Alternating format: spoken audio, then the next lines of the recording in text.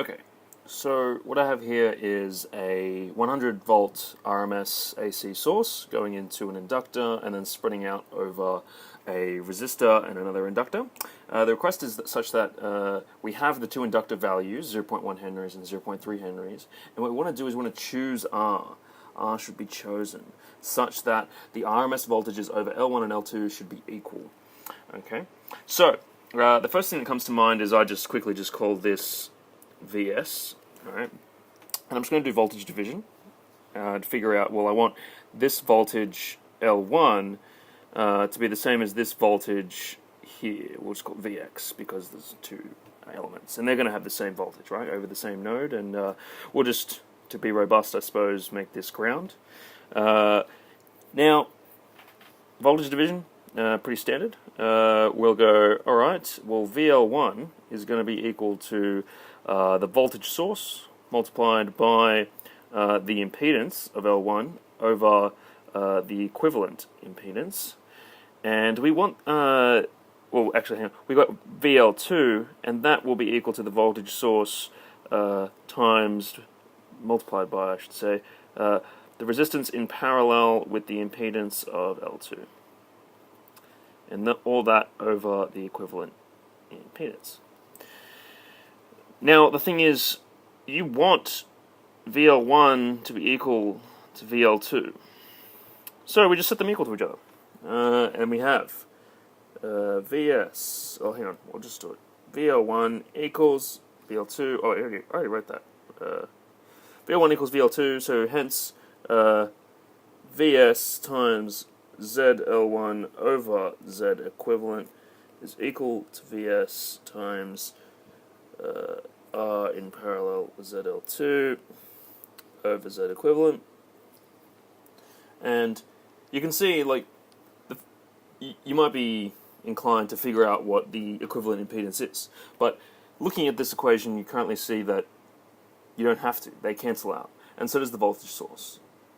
So we end up with the impedance of L1 has to equal the parallel of R, the impedance of R in parallel with the impedance of L2. Now, the important point to note here is that it's actually the magnitude has to be equal. Okay, this is where I made a mistake the first time I did this question. I'll just fix up this equals sign. The first time I made the mistake with this question was that I didn't set them equal to. And then after this point, you want to say, okay, well, what is R in parallel with the impedance of L2? That is product over sum. So R, just simply the value of R multiplied by j omega L over R plus j omega L. And this is L2, isn't it? Brilliant. Then we have ZL1 is just equal to j omega L1. Now, the magnitude of j omega L1 is just going to be itself. So the magnitude of ZL1 is just equal to omega L1. Okay? Because it's just on the imaginary axis. If you think about it like the Argand plane, we have the imaginary, we have the real. J omega ZL1 would be somewhere like a vector up here on the imaginary axis with a height of omega L1. Yeah. Now the parallel resistance is a bit different in that. Let me just write this out. In that the magnitude of R in parallel with ZL2 is actually, well, you've got on top, you've got the magnitude of R times j omega L2, and then you have on the bottom the magnitude of the rectangular form of a complex number j omega L2. And then that means that you then have, okay, well, on top it's just going to be R omega L2, and then on the bottom you've now got this, let me just write out what it will be. It'll be R squared plus omega L2 squared. The reason for that being that you're dealing with an imaginary number again on the Argand plane, imaginary real, and that means that you have some real component R, and you have some vertical component omega L2. And so to figure out, well, I should put an arrow, I suppose, the magnitude, the length of this vector on the imaginary plane, on the Argand plane, I should say, you have to do the square root, standard hypotenuse kind of Pythagoras stuff. And then now we have our two, and this is the, sorry, it's just R parallel ZL2. That's equal to that.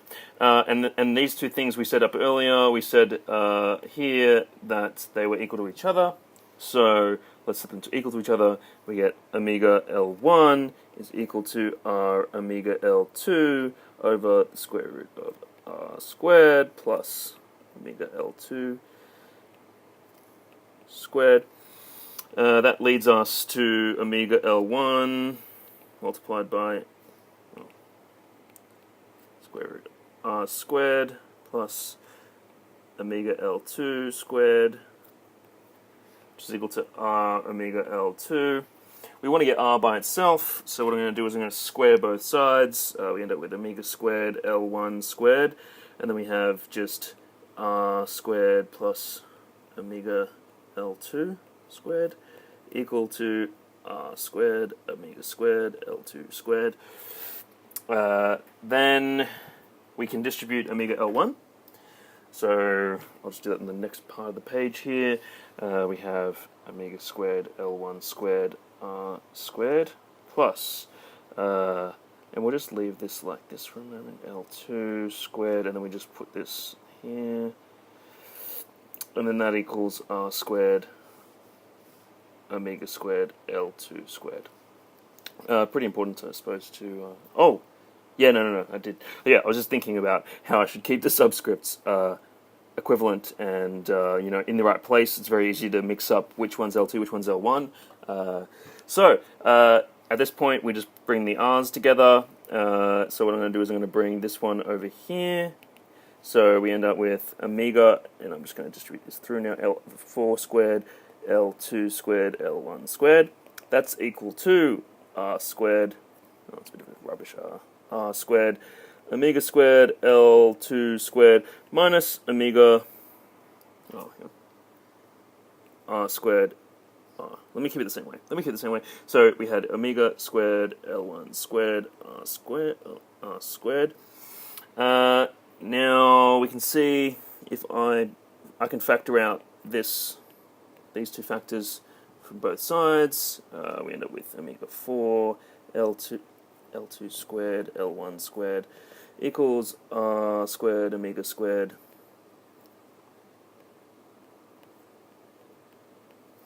Like so.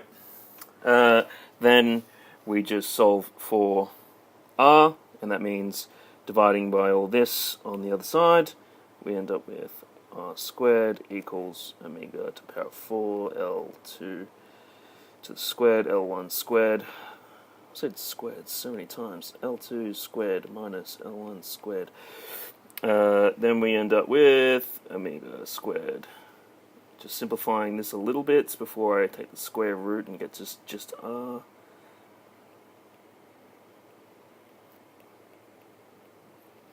And then obviously R is then going to be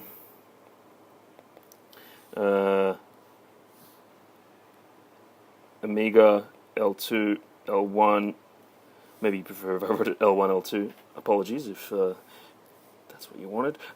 Here, and then at the bottom we just go L2 squared minus L1 squared, and then we just put that to the power of half, just because I forgot to put a square root sign at the front. Okay, there we have it. That is how you solve for the value of R, and I should just plug in some values for you all. I realized halfway through that I didn't put omega in here, which was actually 1,000 rads per second. So we have our L1, L2 over here, and we have our, that's not what I wanted to do, and we have our omega. So plugging that in, where's my little application that I had here? Just bring that over there.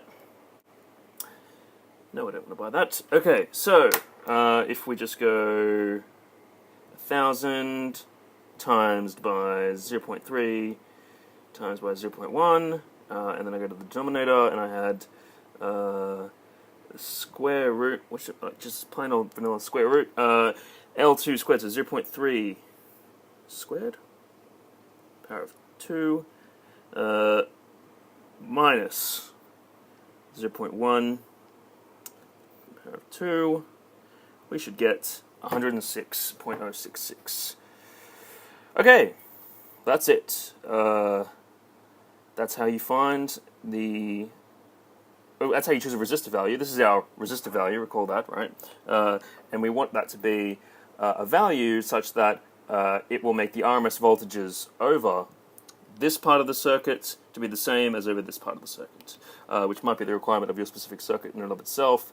I mean, RL sort of circuits can be quite useful for modeling motors and things like that, and the windings in motors, so that might be something that this might be related to, but we can just consider it a nice academic question that has helped us with this technique and making sure. I think the key here was that we made this part, we sort of, the absolute value of the impedance of L1 had to be equal to the absolute value of the impedance of R in parallel with L2.